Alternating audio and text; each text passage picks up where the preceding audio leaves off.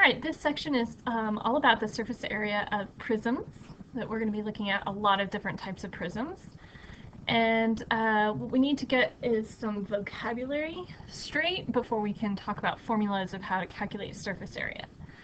So first of all, I have these two prisms. These aren't the only two out there, right? But these are two examples. And each of them are different because they have different bases. So the bases, what you need to be aware of, are the shapes that are on the top and the bottom, or if it's laying on the side, it's going to be in the front and the back. But essentially, it's going to be the shapes that there's two of that are the same. So like this is two of these triangles, which are congruent to each other, and then you connect these lines, which are called the lateral edges, to make your prism. Normally, you would just look at the shapes that are not rectangles to figure out which are the bases, but when you have a rectangular prism, that's when it's a little different because all of these are rectangles. And so, in fact, for this case, while I have these two that are in orange highlighted out here to be our bases, technically, the rectangle ADCB and the rectangle EGFH, those could have been the bases instead if I wanted to.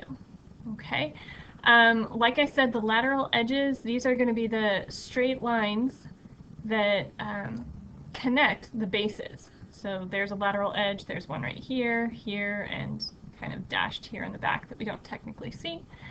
In this prism, this BC, that's going to be a lateral edge. There's one hiding here in the back, which technically we don't see, that's why it's dashed. There's AD right there. And then we have the rectangular lateral faces. So in this prism, ABCD right here, this is a rectangular lateral face. We also have a rectangle in the back here, FECB. So I don't know if you can tell, but that is a rectangle, even though it doesn't look like it. And then over here, the top and the bottom and the side and the back side, those are all lateral faces. Okay, so what are we going to do with these? Well, we're going to calculate something that's called the lateral surface area. And the lateral surface area is just the sum of the areas of the lateral faces. So all the rectangular lateral faces, you figure out the area of, add them up, and you get the lateral surface area. So that doesn't seem too hard, right?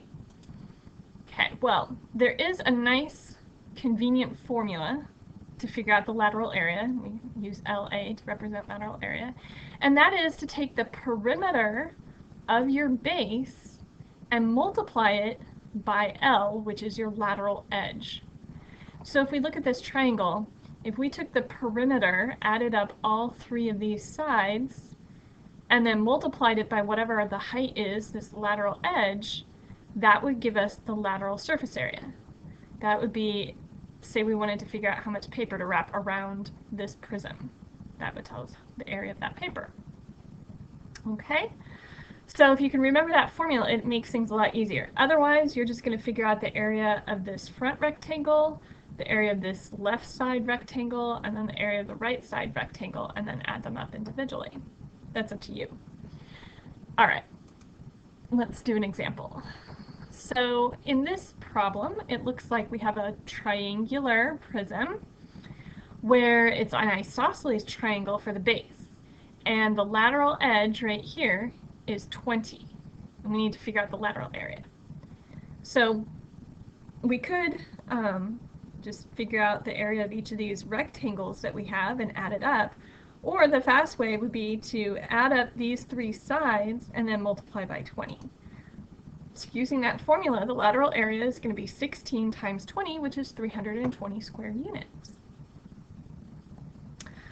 Okay, so we have lateral surface area. Now we're going to have total surface area. So the total surface area is taking the lateral area and adding the area of your two bases. So if you had to figure out the area of everything in this prism, that would be the total surface area.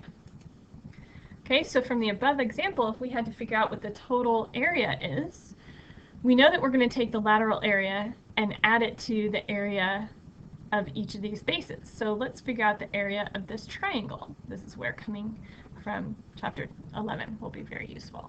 So we're going to drop down the altitude, break this in half, so we have a 3, 4, 5 triangle. That means the area of this triangle is 1/2 the base times the height, so 1/2 6 times 4, which is 12. And since we have 2 bases, we're going to have to multiply that by 2. So the total area is the lateral area plus 2 times 12, which gives us a total of 344 square units.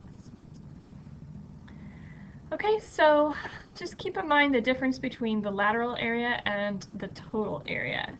And make sure that when you are doing your work, you're labeling everything and being organized so that we can see what's going on. All right, that would be it for now.